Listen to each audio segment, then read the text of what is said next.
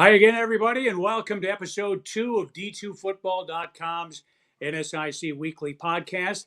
I'm your moderator. My name is Tom Frederick. I'm the announcer for the University of Sioux Falls. The star of the show, the man with all the information and opinions, is D2's Northern Sun Conference columnist, Matt Witwicky. Now, we kicked off the campaign last week with fair to middling reviews, more than 600 views of our little dog and pony show. You've had a week now to digest, to reflect on our first effort. Were you happy with show one, or did it leave you with a little acid reflux, acid indigestion? Huh? Well, I could have acid, reflux about any time, but I was pleased. We're almost at 700 views, but who's counting? And Tom, some of the feedback we got, very informative. They also, but you know what? There was a lot more dialogue about my co-host and his hair and the flow that you have, and that you look much like a roadie from like Foghat or something like that, as opposed to the banker they thought you were going to look like. That sure looked like the dude, Jeff Bridges from The Big Lebowski to me. Well, that too maybe, but so we kind of talked about, hey, he's let his hair grow a little bit. We're gonna have to bring some pictures of you, like when you interviewing Kalen DeBoer years ago, and when you had much shorter hair. That's for another episode. I'll just kind of tease that right now for our faithful fan base. We do have a fan base, by the way. If you say so. I'm finding it hard to believe, but I got to go with you on this one. We're going to mix things up a little bit this week. Instead of just you and me yammering, we've got a guest, our first returning guinea pig, and there he is. He graced us with his presence a year ago, and with a bit of intrigue surrounding Thursday's USF Minnesota State Mankato opener, Witt thought it would be an excellent idea to invite back sports writer Chad Courier of the Mankato Free Press. Welcome Chad, back, Courier. welcome. Well, Witt doesn't have many excellent ideas, so if you do have one, you got to go with it. Well, the truth is that we didn't have anybody else who would come on, and we knew you would jump at the opportunity. So that's kind of where we are at this point. But as soon as you said something, I went and got a haircut because I knew I couldn't match flows with Tom. You can't compare with this, baby. I can't even get close, and I mean, I don't really compare myself against Witt, so that's not really that big of a deal. Wow. Okay. Well, so Courier, let me ask, you've obviously had a chance to hang around the Mavericks a little bit this fall, Coach Hoffner and the bunch. What's your feeling right now, and what are you seeing, or as they finish fall camp and move into week one here? Well, the biggest thing you notice with them is they're really big. I mean, their offensive line is big, it's experienced, and as you well know, Todd Hoffner football starts with the offensive line, and certainly that can cover up some of the mistakes maybe that or the inexperience that you might have at some of the other positions. The other thing you notice is they're really fast. Their defense is fast this year, and I thought last year, they gave up 23 points a game last year, but toward the end of the year they started to figure that out a little bit, and they were pretty fast last year with the Elijah McGee, guys like that, and I think that's going to be kind of the trademark again. I don't see this being the kind of defense we had here 6-7 years ago, where they were giving up 9 points a game and 62 yards rushing a game, that type of defense. But that's the two things I really noticed was the size and the speed. And I think, obviously that's two really important things in today's game. Yeah. Glow versus Hoffner. The Cougars have some Maverick transfers. They flipped a couple of recruits to come here instead of Mankato. To you, Chad, what's the most interesting aspect of this Thursday night showdown? Well, I'm just waiting to see if Minnesota State gets a safety blitz and a sack, and if Golgowski comes running out on the field and does the jumping high five with one of the players, or does the little shark thing like they used to do down here. So I was actually I just called him yesterday and talked to him for a little bit, and it's certainly Sioux Falls has some advantages with knowing what Minnesota State wants to do, but I think we're probably a year or two away before Sioux Falls has the horses to get it done, so to say. There's so many new faces, and frankly, that could be an advantage because Minnesota State has no idea what Sioux Falls is going to try to do. Sioux Falls, not only Golgowski, but Coach Bozen was on the offensive staff here last year, so he knows the audibles and the changes and the cadences, all that stuff, the substitutions. So that has Coach Hoffner a little bit worried. But I think at the end of the day here, he's going to line up 5 big offensive linemen, 2 really big tight ends, a power running back, and a quarterback that's, I think, kind of underrated in this league. And I think he's just going to say, try to stop me. Sure. Chad, a lot of our viewers are going to know a lot of the main names with Mankato. Sheen Butler Lawson, Trey Vavell, Jacob Dalton, Hayden Eckern, who you just referenced at quarterback. Who are some of the names that you would look at as maybe some of the new household names come mid-season? Who are some of the other guys that you think are going to get a lot of eyeballs? Yeah, I think that's the interesting part. I think it's going to be 1 or 2 receivers, but I can't tell you which 2 it's going to be out of this collection. I mean, I watched them go through practices, and it's hard to say in the 7-on-7 or the 1-on-1 drills, what a receiver can do. But, which 3 receivers are going to emerge out of that group, I really couldn't tell you, but I think 1 or 2 of them will. They certainly all have good pedigrees, a couple of Division I guys. I think a name to watch here is a true freshman running back, Sam Backer.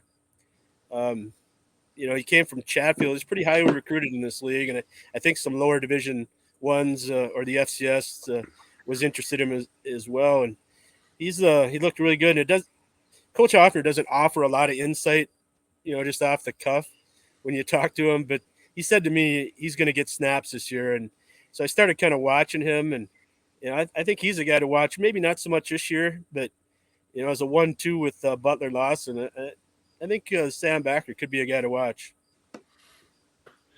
In the poll that came out way back when, first week of August, 4 teams got first place votes. That would indicate balance and no one dominant team in the Northern Sun. Do you agree? And is that good for the NSIC? I think it is, yeah. Especially, this year when you add the non-conference game, I think we're really going to see some differences now in strength of schedules. And I think with the balance in the league, I think Minnesota State's got one of the tougher schedules because they play all the top teams from the preseason coaches poll. So I think that's something maybe to watch. Bemidji, not getting a non-conference game, I think that's something to watch here. But I really think at the top of this league, you're going to have to win at least 3 out of those 4 games. Minnesota State, Bemidji, Minnesota Duluth, Winona, Wayne, the teams that were in the playoffs last year. You're going to have to be you have to be at your best those days because Upper Iowa isn't coming calling anymore, and unless you're at Concordia, there's not a lot of bye weeks anymore in the league, and it's great for us. We'll have to see if it affects how healthy some of these teams stay, but I just think there's a lot more good matchups this year. I would say that all of us have to agree that this non-conference game that everybody's playing except for Bemidji is a much needed, much welcome development. Oh, absolutely. I was talking with the athletic director at Minnesota State, Kevin Beisman, about if they will continue non-conference games once Jamestown or some other team is brought into the league to make an even number again. I understand the silo schedule. It's easy. It doesn't cost as much because Minnesota State's paying a pretty good chunk to Western Oregon to come out this year to play that game because it's not a home and home. Right. I really hope they do keep the non-conference. I think it's going to probably be a financial decision because it's certainly got some great matchups this year. Saginaw Valley, Winona, it's a great matchup right away the first week, and I look forward to the week. What's it, October 11th or whatever, when Western Oregon comes here, just because I have no idea who Western Oregon is, and I know who Upper Iowa is, and I know who Minnesota Crookston was, and all those. I just think it's great for the league, and I think it's going to really help when we get to postseason rankings too, to beat some of these other conferences and get that head-to-head going. Sure. You threw out the name Jamestown. They've applied to be the NSIC's 16th member institution. Think that's going to happen, or are there other directions the league might go in? I don't think it's a given, but I think we've gotten this far, so I really find it hard to believe it's gonna fall apart at this point. Jamestown makes some sense within the geography, although I'm sure like Minnesota State's not looking forward to another 350-mile trip, but it's not as bad as Bismarck. So Jamestown seems like an eager member of the league. They've certainly upgraded their facilities. I think Kevin told me that's like 50% of their student body is involved in the athletic department, which is enormously high for any of the Northern Sun schools. So they have a commitment to athletics, and I personally think they'd be a better fit than Mary and Minot, and but we're not going anywhere from that. So I think they'll eventually come to even numbers, especially for the winter sports, so they can have divisions again and spring sports as well. It's a fair point. Chad, before I ask you the last question we have, do you have a moment to give our viewers a live look at the pool that you have in the backyard there? Yeah, sure. And just remember, it's only clothing optional after dark. That's important Frederick? for you, Whit. That slide, I would give that slide a little bit of work. Yeah, that slide hasn't seen my backside in quite a few years. Yeah, that would be kind of like putting 10 pounds in a 5-pound bag there, I think. But it's just not a challenge I'm accepting anymore. I like to keep my feet firmly on the ground now. The more times I'm moving without my feet on the ground, the more opportunity for injury. Ladders have decals on them that say weight limitations of 250 pounds. I would imagine that slide has something similar, and neither one of you guys would probably qualify. I'm a Donald Trump 215, so okay, good. 315. Did I hear that right? At least. Was that starting with a 3 or a 2? Now, if Donald Trump's 215, I'm not even. I'm only 210, buddy. Amen, buddy. If you didn't say it, I was going to say it. So our last question for you is: did the Mavs win the Northern Sun this fall? And if not, who do you think does? I think they do. Just based on what I saw at the end of the year, I mean, like I said, defensively they seem to figure things out. I mean, every team at the top of the league needs their quarterback to stay healthy. Otherwise, it's over for that team. Sure. If Brandon Alt goes down, Bemidji's going nowhere. If Nick Bone goes down, Wayne State's done. So you can always preface that, but I think it's going to come down to that game at Bemidji. Was it week 5? Minnesota State up there. Last year I thought that was going to be the turning point of their season. Now they didn't respond well after winning up there, but also Akron got hurt in that game, so it's hard to say what maybe would have happened had he stayed healthy. But I think it comes down to Minnesota State and Bemidji. That game's going to decide it. And it's very possible that either team will trip up one more time, just based on the schedule and the week-to-week grind. But I just really think it comes down to that. Probably that game. Winner of that game wins the league. Fair point. Okay. I'm not going to argue with you. I got them both right at the top of the league. Speaking of the league, I got a release this week that they're going to be the streaming for all games in the Northern Sun will remain free for the next 3 years through 2026, with the limited exception of some championships being housed behind a paywall. Now, that's wonderful for fans, especially those who are geographically removed from where their child or children compete and they can't get to as many events as they'd like. Now, we all feel, no doubt, that the NSIC is doing right by its faithful. But with ever rising costs and paychecks and Social Security not going as far as it used to, it's nice to see, especially when other conferences have not been so readily giving away the product for free. Let's put it that way. Yeah, I mean, the Northern Sun's almost kind of at the moment going against the current to some extent. Quite a few other conferences that I, put some eyeballs on have gone to that kind of pay-per-view structure. And so I don't disagree with anything you're saying there. And with the exception of the RMAC, and maybe the GAC down, in Arkansas, those are kind of the two major conferences that I can think of that are still free. And the RMAC has a nice network for it. The GAC doesn't. And the Northern Sun does a really nice job of having that one place you can go to watch games. So I think there's got to be a lot of credit given to Aaron Lind and their staff at the home office for looking out for fans at a time where that hasn't exactly been the way things have been going for other conferences. Chad, what do you have any thoughts on that one way or the other? Well, I'm guessing that the Northern Sun just hasn't quite figured out a way to charge yet, or To monetize have it, yeah. figured out a partner to do it, because eventually, they will.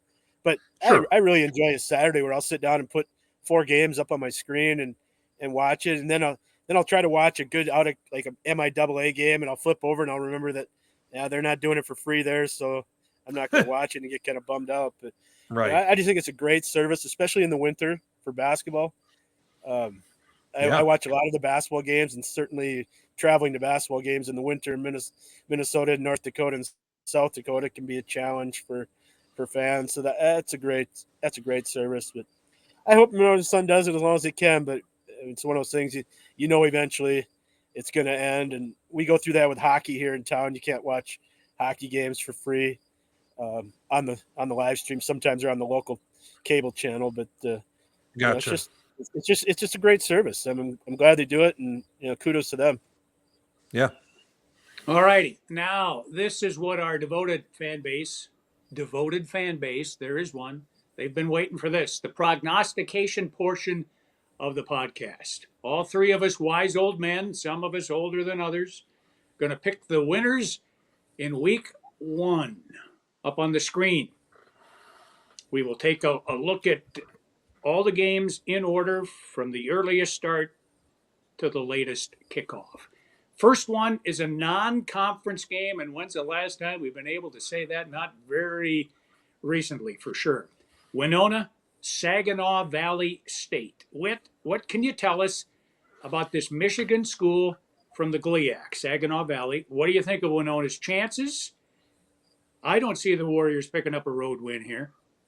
Well, it's an interesting matchup, right? As Chad was kind of referring to earlier, Saginaw Valley State, the GLIAC conference with a bunch of Michigan squads, including Ferris State, defending champion, and Grand Valley State, who was, a lot of people would say the second best team last year. So they're playing tough competition for sure. One of the top leagues in Division II. They were 8-3 a season ago. They did compete with Ferris, lost 33-28. Lost in a one-sided game to Grand Valley, and then lost to Davenport 29-28, and cost them a spot in the playoffs. But they averaged last year 33 points a game, gave up 19. They have some change at quarterback. They're going to be moving D1 drop back from Eastern Michigan. Jarius Grissom will likely be taking the snaps for him. Dual threat quarterback, 6'2", 220, who's athletically pretty dynamic. And I think that's going to be kind of the big thing is Winona's done a real good job defending. Last year they beat Wayne State and, a running quarterback there. So there's some good things going, I think, for them right off the bat there. For what it's worth, Tom, the computer rankings have Saginaw ranked 20th nationally and have them as about a 2-touchdown favorite. I think Winona is going to keep the game closer than that because I like their defense a lot. It's really going to matter if Winona can get some splash plays offensively. I think they have a chance to win this football game. However, I haven't been able to count on that as kind of the season went on last year. So I am going to take Saginaw Valley State in this game, but I think it's going to be closer than most people think. Chad, what say you? The Saginaw Valley is a team that I was really bullish on last year in the D2football.com poll. I was always voting them probably 2 or 3 spots ahead of where they would end up, and I really liked the way they played, especially in those tough games like Whit referred to.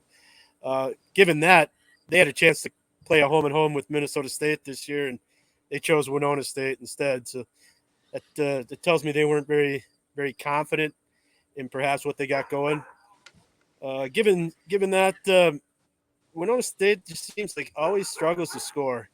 They always defend well, but they just don't have those explosive offensive players, or they haven't had in the last couple of years. And I really think you're going to have to put 30 on Saginaw Valley to have any chance. One interesting thing, I was talking to Todd Hoffner this week. He said watching college football last weekend, offensive teams are getting about 20 to 25 less plays because of the clock. Keep running up the first downs. So that puts a little bit more emphasis on maybe the explosive plays if you're going to score, unless you can absolutely shut another team down. So I think I like Saginaw Valley here at home. First game, Winona maybe struggling to find the explosive offense, and I'm going to go with Saginaw Valley State, even though they ducked Minnesota State this year. You mentioned the 20 to 25 fewer plays. Is that combined teams? Because I read somewhere that most teams can expect to run about 7 or 8 fewer over the course of a game because of the change in the stopping of the clock or not stopping of the clock after first downs. Well, Todd was saying instead of normally getting 12 to 14 drives, he thinks you're going to get 10 or 11 drives, unless there's a lot of incomplete passes or turnovers. So right. I would say, we're probably still looking at, maybe 15 less plays on a normal game. And frankly, the way Minnesota State wants to play, they want to keep the clock moving and ground out first downs. So, maybe you're only going to get 10 possessions, and you better make the most out of them. Right. Yeah. Well, next up on the screen there is Minnesota State at USF. This will be my game, and Chad will be there too. I assume you're coming over, right? I can't make it that night. We're start high school football in town here, and I'm a Lone Ranger that night, so I'll be watching on the phone and listening to your wisdom on the podcast. Sir. I don't know about wisdom, but that's a little strong. Yeah, the Cougars have never beaten Mankato in Sioux Falls. They're 0-5. USF is 3-1 in home NSIC season openers. The lone loss was 2 years ago to Bemidji, 24-16. It's the opening game of the Glagowski era, which has so far been a breath of fresh air. He and his staff have been welcoming and open. It's his second stint as a head coach. He was below 500 at Simpson, but remember, Bill Belichick struggled with his first head coaching job, and we all know what he's done. Now, I'm not saying Glow is the second coming of Belichick. I haven't seen any sleeves cut off his hoodie lately, but one can certainly hope, right? This is a pretty young USF team, so I expect Mankato to win, but the contest, as you mentioned, might be closer than many might expect. How are you predicting Mavs Cougars, Chad? Yeah, it's Minnesota State's kind of dominance of Sioux Falls has really been puzzling, given how close those two teams have been in talent most of the time, and it's really strange that Minnesota State. Now they've won a couple games that were really unusual and kind of didn't see them coming, but for some reason Minnesota State has played Sioux Falls tough. Certainly, there's gonna be a lot of emotion in Sioux Falls because Jim's an emotional guy and he's gonna have those guys fired up. I think it would probably be better if they had a couple games under their belt before they played Minnesota State, but That's not the way it's going to work. And frankly, it's probably better for the Glogowski versus Hoffner thing to get this out of the way in week one. We can get on to, talking about real football players and things that matter. But I think Minnesota State probably gets in the second half and wears them down maybe a little bit. It's supposed to be fairly warm. And again, they're just so big up front. And I don't know what Sioux Falls has, because it's a little bit of a mystery roster to me anyway. And if they can't stand up to the big boys, there's really not a scheme Jim can come up with that, they're bigger than us and more powerful than us. So if they decide to go straight ahead and they're having some success, I think Sioux Falls might be in a little trouble. I'd probably give it about a 10-point Minnesota State win. Chad, I think when I look at this, I think you and I are looking at a lot of this the same, in that Sioux Falls is going to have to stop the run first, because if they can't, this is just going to be a real long night. And I think they're almost going to have to at times kind of sell out for that. And I think that's where there's going to be a little bit of a risk. I'm not sure if Sioux Falls has quite as much depth in the back half of the defense as they do in the front. And they got a lot more experience up in the front. So, how do they do in some of those matchups where, Mankato's got some of those guys that are, D1 dropbacks. There's a whole lot to take in with that. Defensively, I'm interested to see how Mankato does with, they're going to be a little bit younger, and they still have some real good experienced players.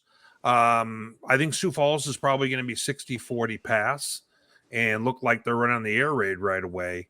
And I'll be interested to see how Mankato deals with that, because there's been some teams in the past who have gotten Mankato a little bit through the passing game. So I'm curious how that all looks, but I just think it's a real big ask for Glow and Company and this young a club that kind of does lack some experience to win this kind of matchup, especially how well Mankato played down the stretch last year. So I do have Mankato winning by a few scores, but I expect that it's going to be a very entertaining game. And I think, like you, I think come third quarter, maybe late or early fourth quarter, I think the things will kind of line up for the Mavs by that point. Next up on the screen is the NSIC's game of the week. No doubt about it. Northern State at Bemidji. I've got the Beavers going 9-1, winning the NSIC, and that one loss is not to Northern State. Guys? Well, Tom, when I take a look at this game, I'm real interested to see how the Northern State offense plays, because 2 years ago, when they had some of these weapons like Mr. Ingram and Mr. Larson at receiver, they were pretty electric, and both Sioux Falls and Mankato got a chance to see that. Now, Mr. Vespa at quarterback's gonna have to put it on these guys, but I think they're gonna test Bemidji. I just think that Bemidji is too complete of a ball club right now. And I think Northern's going to have a little trouble with that. Now, if Northern can get to the quarterback up front with Mr. Marshall and company, that can really change this football game. So, kind of keep an eye out for that. I also have Bemidji winning just because I think they have a feel that they're just used to beating Northern, and Northern's kind of have to get rid of that. So I have Bemidji winning as well. Mr. Courier? Yeah, similar thoughts. In every college football conference, it's easy to climb up through the middle of the pack, but it's really hard to climb to the top of the pack. And I think Northern State's kind of finding that out a little bit. They've certainly been a much improved team in the last couple of years, and I think Coach Schmidt's done a great job there. And I keep waiting for them to have that breakout season. Going to Bemidji State in the first game, maybe that's the best time to catch them. Maybe not, because you got 18 returning starters or whatever it is. Right. Certainly, they shouldn't be caught napping at all by Northern State. But I just think Northern State's maybe that next program, kind of what Wayne's doing right now. Maybe Northern is the next one to jump up into the top and maybe compete, for the conference championship. But I think it's pretty tough in week one to go up there and get a W. So I give it to Bemidji State, and they better protect the quarterback because, like you said, Northern State's pass rush is coming after it, and you don't want to lose Brandon Alt in the first game, that's for sure. Absolutely. Moving right along, Southwest Minnesota State at Minot State. Ooh, Swami making that road trip right out of the gate. This is one of two wins I see the Mustangs securing in 2023. Courier, what do you got here? That's not going Southwest out on a is limb always either. one of those teams. Southwest is one of those teams I want to like every year, and it just doesn't seem like they can ever get it together. And the new coaching staff, I really like what they're doing, but they just don't seem to have the horses now. Minot State certainly has not been very good in this league, and they lost their top running back, and I don't expect much out of Minot State. So maybe Southwest can go up there, get a win, maybe build a little momentum. I mean, they're not going to be in the top half of the league, I don't believe, but it's a program I want to see have a little bit more success, and I'm just kind of waiting for it to happen. So I'll take Southwest in the opener. Guys, I was this close to picking the upset in this one. Is there an This upset close. here? Yeah, what would it be? Yeah, is there an upset? Be easy, be nice. I think you could pretty comfortably pick Southwest in this game. Here's the thing: is I'm concerned about how good Southwest is going to be offensively. I think that without Mr. Sherwood, and I think they'll be physical up front, and I think they're going to try and play very physical football, similar to how maybe Mankato is going to try and play against Sioux Falls, and that'll win the day if they can do that. I also think that Minot's going to struggle to have pieces in place after the kind of turnover they've had to be ready to play solid defense right out of the gate. So I'm expecting for Southwest to control the action, but the wild card of them running, a speed option, them having what I think will be a quarterback who will be an athlete that we'll be talking about. I wouldn't be shocked if Minot were to somehow, with all the positive energy that Coach Ian Shields has brought in, and the Waddle and everything else, I wouldn't be shocked if they were to pull this off. But I'm going to go with Southwest controlling the action. I actually remember what waddle means. Win all day long. That's right. I was paying attention last week. Thank you. Next up, another non-conference game. Northern Michigan at my old hometown of Duluth, UMD hosting Northern Michigan. I expect the Bulldogs to get a victory at Molosky Stadium against an under 500 team. That's not crazy thinking, is it? I don't think so. I mean, when I look at Northern Michigan, they were 4-7 a year ago, went over a D3. They're once again from the GLIAC, just like Saginaw Valley State and some others we'll see this year. Northern Michigan will play Northern State at the end of this year, so they're playing Duluth right off the bat here. Only about a 4-hour trip, I think, Tom, straight across in the north end of the United States. Is that right? You think they're going by ferry or actually driving it? I think they're driving. Maybe I'm wrong, but so they're got a brand new head coach, Shane Richardson, who came over from UNC Pembroke. They're kind of a squad that's in a little bit of turnover here. They got blown out by Ferris and Grand Valley, like most of the rest of the conference did. They lost their top running back, who went in the portal, Tyshawn King, who had between rushing and receiving about 1,500 yards from scrimmage and 11 scores last year. He's now at Youngstown State. So they got a lot of things that aren't going necessarily in their favor that way. Now, they do bring back 2 signal callers from a year ago that were underclassmen that split time on a team that averaged 22 points offensively, gave up 29 a game. So being in the GLIAC, don't be surprised if they give Duluth a game, because we don't really know necessarily yet what Duluth's offensive identity is going to be, other than them just kind of going ahead and try and pound on the rock every time. But I have Duluth winning, but I think it may be sticky for a little bit of time. Courier, how do you see it? Yeah, I don't see Duluth being explosive enough offensively to really blow somebody out. At least not with the quarterback they have is more of a runner than a passer. Again, I think they'll probably end up wearing them down. Little known fact here, Northern Michigan is the last team to beat Minnesota State in the season opener. I think it was back in about 2010, 2011, somewhere in there. But that was, more than 10 years ago. So I like Duluth. I just don't know that they have the team this year to blow anybody out. So then it comes down to penalties, turnovers, stuff like that. And we all know what can happen. Things can go a little crazy when the ball starts bouncing around. But I'll take Duluth in a fairly close game, maybe 14 points. Okay. Another 6:00 start on Thursday. MSU Moorhead traveling to Wayne, America. Wayne State, a playoff team from a year ago, opens at home. Fellas?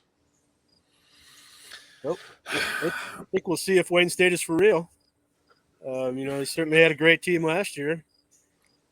We'll have to see if they handle success well. Certainly Nick Bowen is amongst the best players in the Northern Sun. And it's certainly not the same team that came up here for the playoffs, so as the one that beat Minnesota State during the regular season. was a lifeless bunch that came up here for that playoff game. Yeah, I think it's all there for Wayne. It's a fairly easy task with Moorhead, I think, and probably a good way to open the season for Wayne. Tom, how do you see this contest? Wildcats prevailing with ease. Okay. I actually thought about this game a little bit for an upset special. Oh, geez. I know. Well, you know what? I have to be the one to come up with stuff like that sometimes. Didn't you have Wayne going 8-3 or 9-2? You know what the score? They played the last week of the season before they made their trip to Mankato for the playoffs. You know what the score was? 10-7 for Wayne. 10-7. Yep. Now, I think, of course, do I think Wayne's better than that? Sure, I do. They had just played a very physical football game, emotional one against Sioux Falls. Had a little bit of a letdown game, in my opinion. The offense for Moorhead this year, with bringing back two real good receivers, a quarterback who's kind of doing his thing, don't be surprised if they hang around in this football game. I'm not saying that they're going to win it. I don't know if defensively that they're going to be good enough to stay in that game till the end. But I have them playing this game tighter than most would expect. I do have Wayne winning. Chad, either you've got crickets in your backyard or they're just outside my back door here, one or the other. But it's prominent in my headphones. I can't hear. It is getting to that. It's getting to that time of the day here. Okay, well, no cicadas over here, I can tell you that, but I hear crickets. Maybe all our listeners have departed. Who knows? All right, Concordia St. Paul hosts former league member Upper Iowa, now of the Great Lakes Valley Conference, on Thursday night at 6:30 up at Seafoam Stadium. Peacocks are picked 7th of 8 in their new league. I've got them losing on the road to what I think is the NSIC's 11th best team. Courier, what do you got? Wow, there's a team worse than Upper Iowa in the GLIAC? Yeah, William Jewell. Oh, okay, that makes sense. Yeah, this is a nothing game to me. I mean, the winner gets to say they didn't lose every game this year. So maybe that's Concordia. They got the new transfer running back who maybe gives them a little bit of punch, because Upper Iowa certainly never been a tackling machine. So yeah, I'll take Concordia St. Paul in a who gives a game. Well, I wasn't thrilled with Concordia when they scheduled Upper Iowa after Upper Iowa got out of the league. Okay, we get a chance for a non-con. Yeah, let's go play Upper Iowa. Well, anyway, that's just my own thing, though. I understand it. Good chance for CSP to get off to a good start, get a win to start the season. I think I don't see, from what I remember of Upper Iowa a year ago, I just don't see them having enough to go win this game in Minnesota. So I have Concordia winning this one. I think it's probably a low scoring special, but I got them.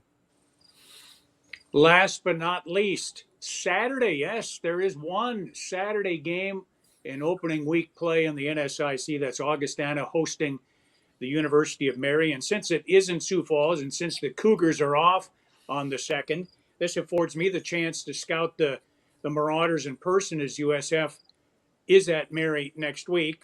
I may have to sample the beer garden over there at Kirkby Ober Stadium. I don't know. I don't see Augustana losing this one.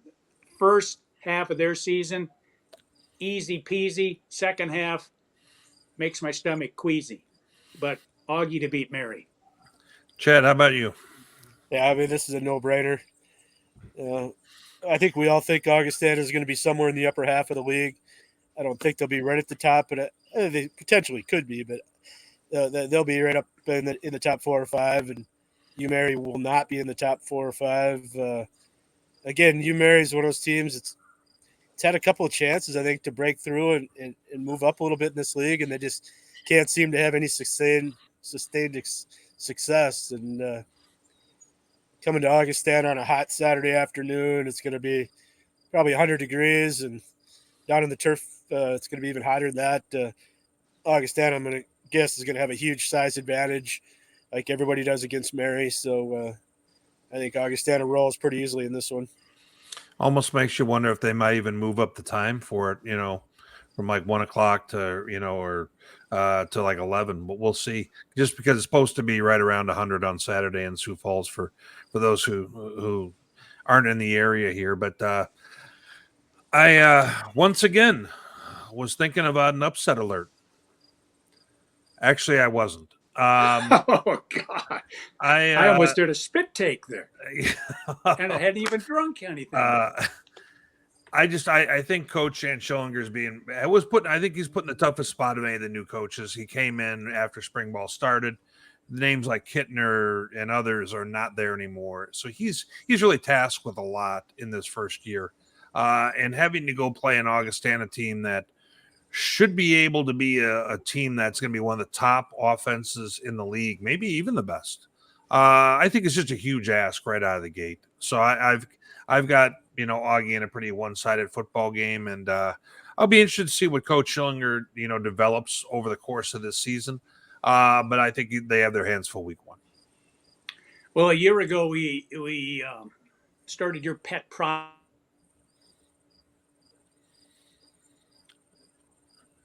Looks like our guy Tom went lost his stream there for a moment there, Chad.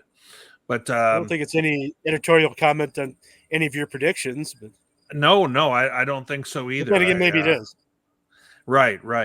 No, guys, what we're doing here is we're basically looking at our top 5 segment that we had done a year ago. And our top 5 segment essentially is the top 5 running backs heading into this fall in the league. Now, this doesn't necessarily mean the guys with the best stats or the best 5, as prospects. This is just who we think are the 5 most noteworthy running backs in the league coming into the year. Now, for me, what I had was I had starting with the 5th, I had Ty Gavin from Winona right out of the gates. Then I also had after that Ali Muhammad as my number 4. So I went from Ty Gavin at Winona 5, Ali Muhammad 4, who's now at Bemidji. Then for number 3, I have Jalen Richardson from Concordia St. Paul. I have Sheen Butler Lawson as my number 2. And I have Jared Epperson, number 1 from Augustana, who comes back off an injury. Now, let me ask you this, Mr. Courier. And if Tom is able to get his internet back up, we'll bring him back in. But would you see things the same way? Or would you have Mr. Butler Lawson at the top of the list, do you think? I'd probably start out with him there just because of he wasn't injured last year. I think he's in a position to succeed given everything else around him. I think he's probably in the best position to succeed maybe of all the running backs in the Northern Sun. He doesn't have a lot of competition for snaps, although like I mentioned earlier, I think we keep an eye on Sam Backer this year to see how much of a role he gets. But certainly Sheen Butler Lawson is going to get a lot of opportunities. Muhammad at Bemidji probably won't get the number of touches he did at Minot, but he certainly might have more explosive numbers given, again, the offense that he's playing in. Yeah. Certainly you can't throw 8 in the box against Brandon Alt too often and live to tell about it. So I think they're 1-2. You always like the Winona State running back, whoever it is. They always seem to have a real good running back and a real good scheme for that running back. So I like him a lot. The Northern Iowa transfer at Concordia, he's probably as talented as the rest. I'm not going to lie to you. I haven't seen him play, but he's probably as talented as the rest. But boy, I tell you what, he is going to see some 8-man fronts there if Concordia starts having any offensive success, because there's just not a lot with him there. But Agreed. I think Agreed. The beauty of this is that we're going to find out who these other guys that we haven't heard of yet, and that's the fun part. And again, you get back to talking about the streaming service. I'm gonna go online early in the season and watch Muhammad at Bemidji and see how he fits in, or I might go see how the kid at Concordia, although not against Upper Iowa, but might see how he looks in Division II. And certainly there's going to be guys I had never heard of Muhammad before last year. So it's Sure. certainly there's gonna be guys like him that emerge, and it's a lot of fun to watch. Sioux Falls always has a good running back somewhere. I don't know if they have a guy right now, but eventually they'll figure one out. And that's the fun part about this league is there's a lot of really good players, and we haven't heard about a bunch of them yet, but we will over the next 11 weeks. That's well said. Absolutely. Chad, let me ask for our viewers and who want to get a little bit more Chad Courier, how do they Wow. do so? Well, I suppose I could take my shirt off if that's what you mean. I'm on Twitter at Chad Courier. The Free Press website is pretty easy to navigate. There is a paywall, but you get a limited amount of information for free. And yeah, I like to play on Twitter. I just have this warning: if you're gonna follow me on Twitter, don't take everything seriously. I somewhat enjoy poking the bear, as you well know. But I don't take myself seriously, so please don't take me seriously all the time. But I do like to publicize Division II athletics. I just people talk about, oh, don't you want to go to the Gopher game, or don't you want to go see, Iowa play? And no, Right. I don't. I enjoy Division II and Division III football. I enjoy high school football. I don't enjoy the big productions anymore, and that's where I'm the I put same my way, focus brother. I get on. it. I Yeah. put my focus on small college and high school, and if you're interested in that, I'm bound to have something that you'll find funny or interesting or think I'm a meathead. Well, you know what, Chad, I appreciate you coming on with us. I know our guy Tom lost his internet there for a moment, so I'm going to let him say goodbye here just by kind of showing his face in there a little bit. And I appreciate once again everyone following us here on the program. We'll be here every week, Northern Sun Weekly, for the podcast. And once again, come find us. We'll be out. We broadcast every Tuesday night. So thank you once again, and goodbye.